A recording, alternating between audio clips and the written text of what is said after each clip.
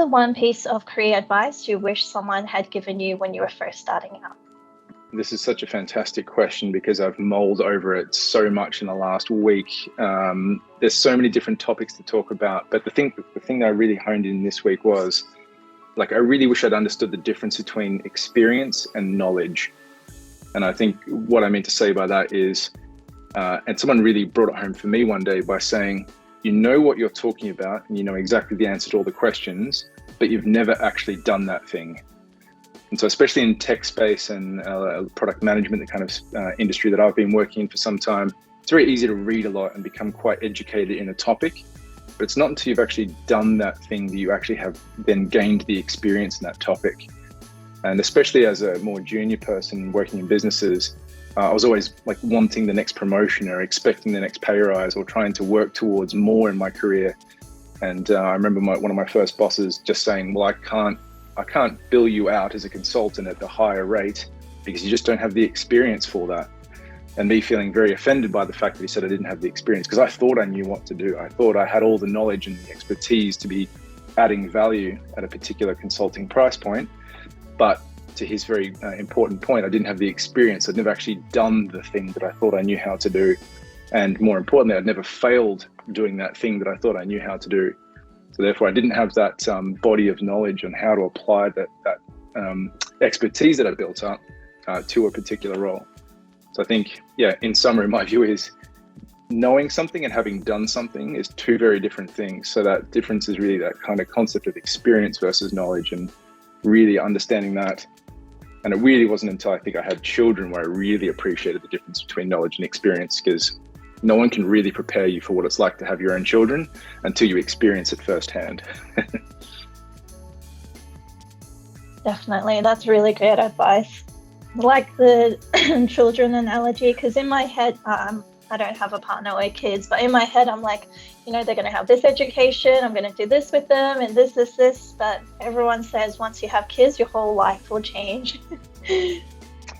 Yeah, and I think like it's probably the most extreme version of like big life-changing event, but it's seriously not until it's happened to you and you've done it that you realize what it is, and that's when experience really became like a real thing for me.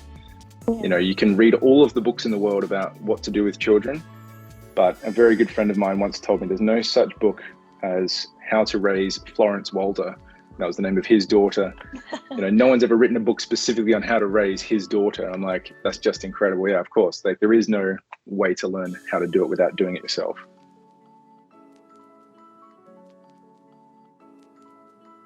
Can you share a pivotal moment in your career journey that made a significant impact?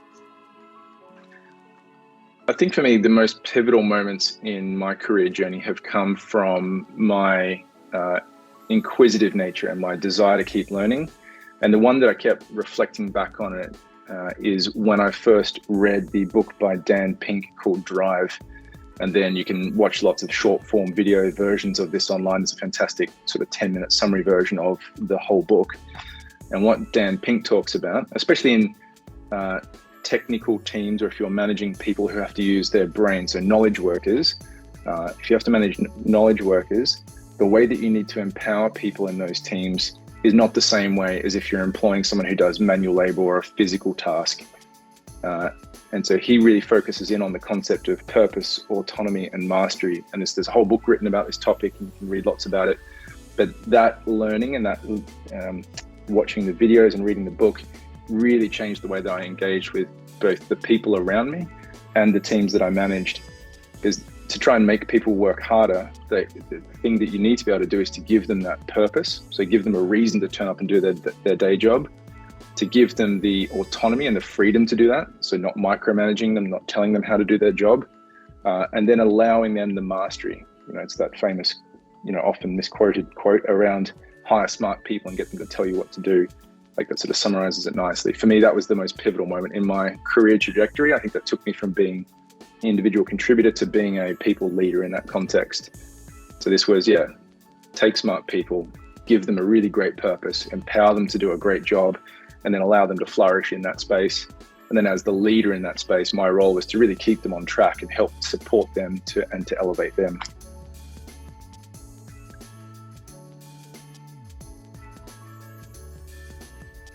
How do you approach challenges and setbacks in your professional life, and what's your go-to strategy for overcoming them? I think my approach to setbacks and challenges is no different in my professional life versus my personal life these days. I think that's something I probably did much more when I was younger. I sort of had two different personalities about these things, but I would classify myself as quite a logical person. But as an innately human, we all like to over-emotionalize lots of things. So our response to challenges and setbacks can often be anger or sadness or some other point of view.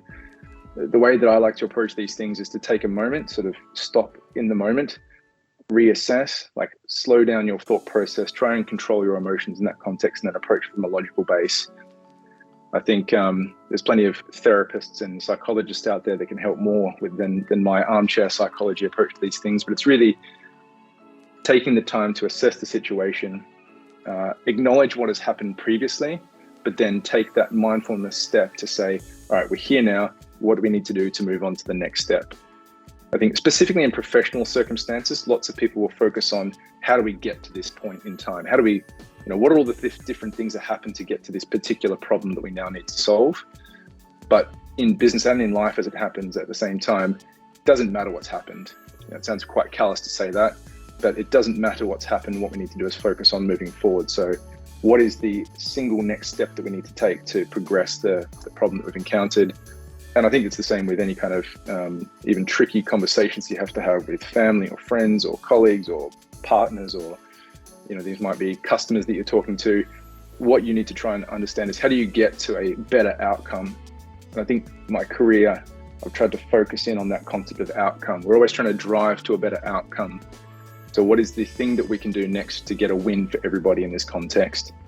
Yes, we've made some mistakes perhaps, or maybe some thing out of our control has occurred. Let's focus on what the very next thing we can do to make progress towards that outcome is.